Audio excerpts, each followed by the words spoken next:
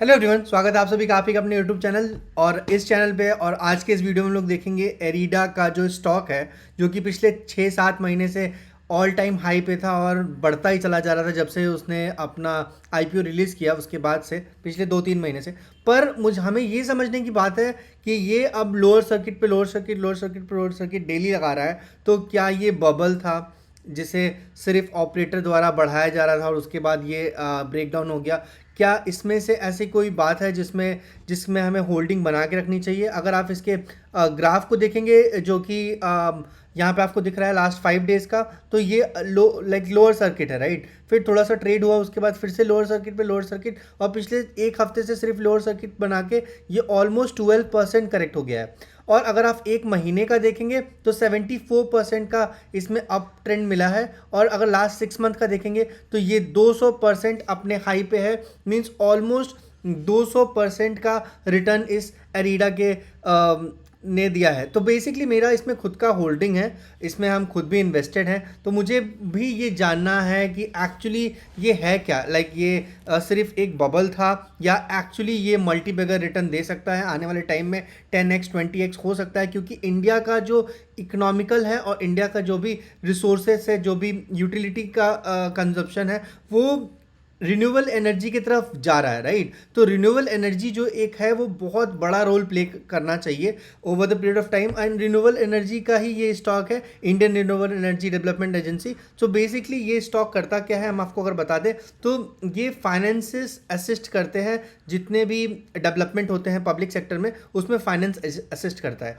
पहले हम इसके शेयर्स के बारे में चेक करेंगे, ये शेयर किस चीज़ पे काम करता है। उसके बाद इसके फंडामेंटल एनालिसिस और इसके फिगर्स पे जाएंगे कि इसके पास कितनी होल्डिंग्स है, क्या है पी रेशियो वगैरह। उसके बाद लास्ट में हम कंक्लूड करेंगे कि ये एक बबल था या इसमें अभी भी पोटेंशियल है मल्टी बैगर रिटर्न देने का। क्योंकि लास्ट 6 मंथ ने इसने 200% रिटर्न दे दिया है ऑलरेडी, और लास्ट 5-7 दिन से ये लोअर सर्किट पे लोअर सर्किट लगाया जा रहा है और ऑलमोस्ट 12% करेक्ट हो चुका है। तो क्या ये करेक्शन एक अपॉर्चुनिटी है या फिर एक आपके लिए हिंट है कि आप इससे बाहर आ जाए? चलिए देख चलते हैं, आगे बढ़ते हैं और एरिडा को पहले समझते हैं। एरिडा गवर्नमेंट इनिशिएटिव है बिजनेस फॉर प्रमोटिंग के लिए, डेवलपमेंट के लिए, और उन्हें फाइनेंशियल असिस्टेंट प्रोवाइड कराता है किसी भी न्यू और रिन्यूएबल एनर्जी के प्रोजेक्ट्स को, ठीक है। तो अगर आप इसमें इन्वेस्ट कर रहे हैं तो आइडियली आपका जो भी इन्वेस्टेड अमाउंट है वो लोन के रूप में किसी भी एक प्रोजेक्ट या इनिशिएटर को दिया जाता है जो रिन्यूएबल एनर्जी पे काम करते हैं। तो ये बेसिकली लेंडिंग की कंपनी है जो जिनके पास एक लोन पोर्टफोलियो है, और लोन पोर्टफोलियो ये लोग लोन प्रोवाइड करते हैं, ठीक है। और ये कंपनी की अगर बात करें तो ये कंपनी 1987 में स्टार्ट हुई थी, और इसे लाइक मिनी रतन कैटेगरी में भी रखा जा सकता है, कैटेगरी 1 में, ठीक है।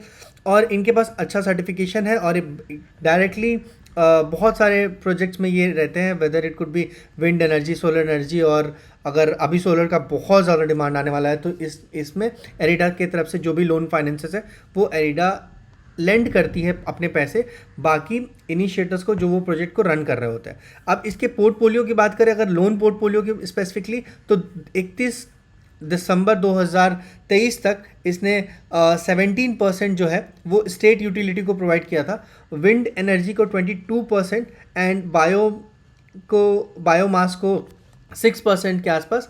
एंड शॉर्ट टर्म लोन जो था 2.5 था, स्मॉल हाइड्रो 12.8 था, सोलर एनर्जी के पास 30% का लोन अभी तक एरिडा ने सेंक्शन किया है। तो अगर ऑल टुगेदर देखा जाए तो जो भी इनके पास पोर्टफोलियो है वो अभी तक अच्छा दिखता आ रहा है। और ये जो प्रोजेक्ट्स हैं, जो भी प्रोजेक्ट हैं रिन्यूएबल एनर्जी के प्रोजेक्ट, यही फ्यूचर है। सो प्रोजेक्ट जो फ्यूचर होता है उसमें इन्वेस्टेड चीज़ें आपको फ्यूचर में अच्छा रिटर्न भी प्रोवाइड करती है, करेक्ट। तो अगर इन सब चीज़ों से को आप अगर दिमाग में रख कर अगर अपने फ्यूचर की तरफ देखना चाहेंगे तो जो भी रिन्यूएबल एनर्जी के प्रोजेक्ट्स हैं वो बहुत ज़्यादा बूम में चलने वाले हैं। और उसके जो अगर आप इन सब टाइप के शेयर्स में इन्वेस्टेड रहेंगे तो उसका अपॉर्चुनिटी या उसका एडवांटेज आपको भी मिलेगा डेफिनेटली, ठीक है।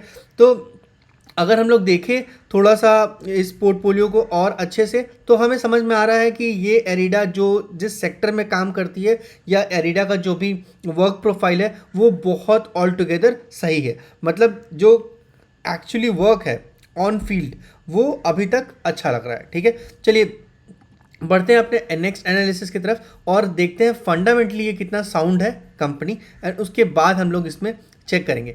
सो अगर हम लोग इसके फंडामेंटल्स के बारे में बात करें तो कंपनी जो है वो मिड कैप कंपनी है। इसका जो मार्केट कैपिटल है वो समवेयर अराउंड 48,000 करोड़ का है। करंट प्राइस जो है 180 का है। पी जो है स्टॉक का पी 55 का है। अगर हम लोग पीयर पी की बात करें तो ऑलमोस्ट बाकी पी से ये पी जो है वो थोड़ा सा ज़्यादा है। ठीक है, IRFC हो गया या पावर फाइनेंस कॉरपोरेशन हो गया, PFC या फिर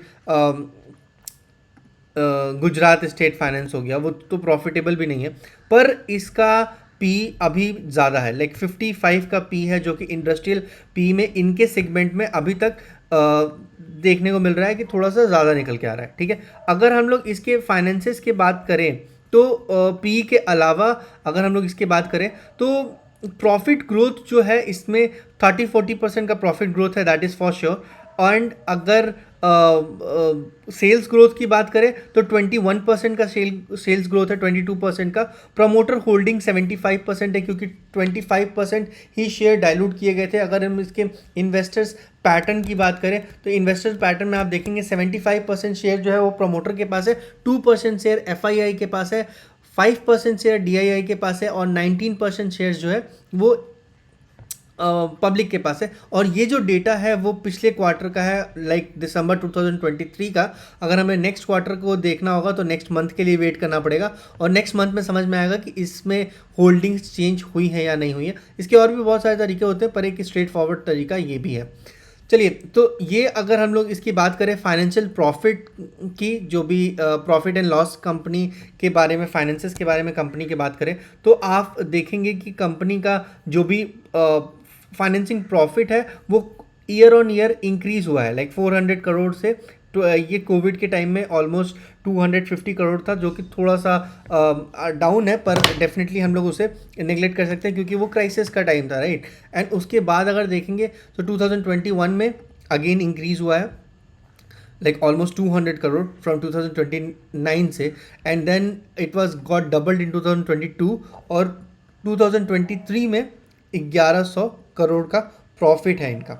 एंड प्रॉफिट मार्जिन जो है वो भी इंक्रीज हो रहा है ईयर ऑन ईयर। तो ये ऑल टुगेदर जो ऐसी कंपनीज होती हैं जिनका प्रॉफिट मार्जिन इंक्रीज हो रहा होता है, प्रॉफिट इंक्रीज हो रहा है, उन सब कंपनीज में बेट करना, उन सब कंपनीज में इन्वेस्टेड रहना एक अच्छा ओपिनियन माना जाता है। और डेफिनेटली मेरे हिसाब से एरिडा एक बबल नहीं है, ये एक मल्टी बिगर रिटर्न्स देने का कैपेबिलिटी रखता है और इसमें हम स्टिल इन्वेस्टेड रहेंगे। और ऐसे और वीडियोस के लिए आप इस चैनल को सब्सक्राइब कर सकते हैं। अब तक के लिए बहुत बहुत धन्यवाद और आप इस वीडियो को शेयर कर सकते हैं बाकी लोगों के साथ। और बहुत जल्दी इसमें मेरा ऑलमोस्ट कुछ 500-600 शेयर्स हैं, पर हम डेफिनेटली इसमें कुछ ज़्यादा और इन्वेस्ट करने की कोशिश करेंगे ताकि थोड़ा सा इसे समझ लें और उसके बाद हम इसमें जैसे करेक्शन आ रहा है तो इसे एज अपॉर्चुनिटी चेक करके हम इसमें स्क्वायर ऑफ करने की कोशिश करेंगे, इसमें और शेयर्स ऐड करेंगे। तो ये मेरा खुद का ओपिनियन है, ये कोई फाइनेंशियल एडवाइस नहीं है। अगर आप मेरे एडवाइस को फाइनेंशियली ट्रीट करते हैं तो वो आपके पोर्टफोलियो के लिए ठीक बिल्कुल नहीं है। तो आप अपने फाइनेंशियल एडवाइज़र के साथ चेक करें और खुद की एनालिसिस करें। अगर आपको ये एनालिसिस करने के बाद अगर आप खुद कन्विंस है तो ही इन्वेस्ट करें। सोशल मीडिया में किसी भी का भी वीडियो देख के इन्वेस्ट कर देना एक अच्छा ओपिनियन नहीं माना जाता है। तो इस चैनल को सब्सक्राइब कर दीजिए अगर अभी तक आप बने हुए हैं तो, और इस वीडियो को शेयर कर दीजिए। मिलते हैं नेक्स्ट वीडियो में। Thank you.